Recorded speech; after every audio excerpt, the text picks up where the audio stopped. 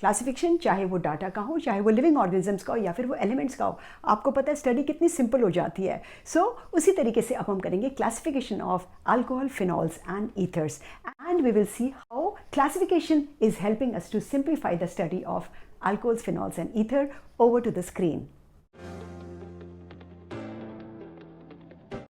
Classification of alcohols, phenols and ethers. First of all, let me tell you what are alcohols.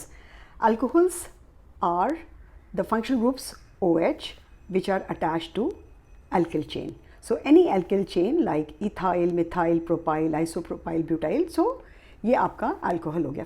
Aliphatic भी हो सकता है और aromatic भी हो सकता है जिसमें बेंजीन रिंग इन्वॉल्व होती है, राइट, ये आपका एरोमेटिक हो गया।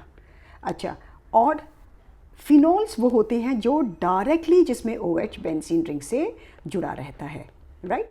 और ईथर्स में दो एल्किल ग्रुप के बीच में ऑक्सीजन एटम होगा या फिर दो बेंजीन रिंग और सब्स्टिट्यूटेड बेंजीन्स, किसी में भी हो सकता है, और else it can be a combination of both. So ये आपका अल्कोहल, फिनॉल, ईथर हुआ। अल्कोहल दो तरीके के होते हैं, एलिफैटिक और एरोमेटिक। एलिफैटिक वो होते हैं जिसमें कार्बन चेन होती है, right, methyl, ethyl, propyl. Aromatic में हमेशा आपकी बेंजीन रिंग होगी, लेकिन एरोमेटिक में बेंजीन रिंग से OH डायरेक्टली नहीं जुड़ा होगा, इनडायरेक्टली जुड़ा होगा वाया कार्बन। वेरएज एलिफैटिक में कोई बेंजीन रिंग नहीं होती और कार्बन की खुली हुई चेन होती है, इसमें OH लगा रहता है। लेट्स नंबर ऑफ OH पे ये क्लासिफिकेशन है। नंबर ऑफ OH, मोनोहाइड्रिक में क्या होगा, very simple, monohydric will have 1 OH, dihydric will have 2 OH, trihydric will have 3 OH and polyhydric will have greater than 3 OH। इनके एग्जाम्पल हैं, suppose phenol में अगर आप एक एग्जाम्पल लेना चाहें मोनोहाइड्रिक का, तो phenol is a monohydric, right, category, and in aliphatic, that is alcohol part, this is a monohydric. Similarly for dihydric अगर आपको लेना है तो CH2OH, CH2OH ये आपका dihydric alcohol है जिसको आप glycols भी कहते हो, right? And if you want to take in phenolic part, so benzene 1,2 diol, इसमें ortho, meta, para आप कहीं पे भी ले सकते हो, right? And इनके different names होंगे, right? Similarly for 3, so आपने बेंजीन रिंग लिया और इसके किसी भी 3 पोजीशंस पे you can put OH, any 3 positions you can put OH।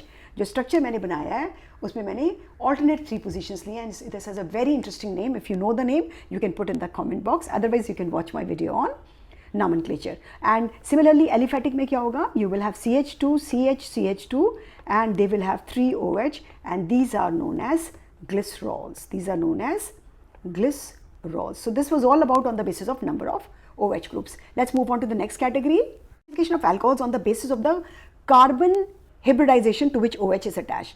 जिस कार्बन से OH attached है उसका hybridization sp3 भी हो सकता है, sp2 भी हो सकता है और sp भी हो सकता है। तो इफ इट इज sp3, तो अगर sp3 है तो इसमें हमारे पास 3 कैटेगरीज होती हैं, 1 डिग्री या primary, 2 degree secondary, 3 degree tertiary. तो प्राइमरी कार्बन यानी कि एक ऐसा कार्बन जो किसी भी कार्बन से नहीं जुड़ा है या फिर कार्बन की एक लाइन से जुड़ा हुआ है, वो प्राइमरी कार्बन होता है। तो ये आपका हो गया 1 डिग्री। 2 डिग्री में क्या होगा, सेकेंडरी कार्बन पे OH जुड़ा होगा। 3 डिग्री में टर्शरी कार्बन से OH जुड़ा होगा, राइट, ये देखिए टर्शरी से जुड़ा हुआ है। sp3 के आपके पास 2 और हम एग्जाम्पल्स करते हैं sp3 में। एक अलाइलिक, अलाइलिक में क्या होता है, CH2, CH, CH2OH। सो ये देखिए ये sp3 है लेकिन ये किससे जुड़ा हुआ है, इसके नेक्स्ट जो है वो sp2 हिब्रिडाइज है। बेंजाइलिक में क्या होता है, very interesting, in benzylic you have a benzene ring और इसके साथ जो कार्बन जुड़ा रहता है वहां पर होता है OH। So this is benzylic carbon, right. Benzylic carbon में फर्दर 1 to 3 डिग्री हो सकते हैं। जो मैंने आपको ड्रॉ किया ये 1 डिग्री बेंजाइलिक है क्योंकि इसके पास 2 हाइड्रोजन है। This is a 2 degree benzylic. We can have a 3 degree benzylic. This is a 3 degree benzylic. So benzylic has different forms. Let's move on to the sp2 hybridized carbon. In sp2 hybridized we have 2 categories. One is very simple, phenolic. We know that benzene ke all carbons are sp2 hybridized. So when the OH is attached, this is known as phenolic. Vinylic is in the open chain if you have directly doubly bonded carbon and to which OH is attached. So this is your vinylic. Let's move on to this sp hybridized. So here there is an example where we have an sp hybridized carbon to which OH is attached. We don't have a name for it. We don't have a typical name for it. Talk about some classification of ethers. So first category is simple ethers or mixed ether. We also call them symmetrical ethers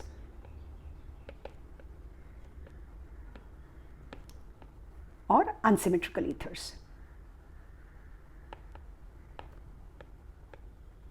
In simple ethers or symmetrical ethers, around that functional groups, both the alkyl groups are same.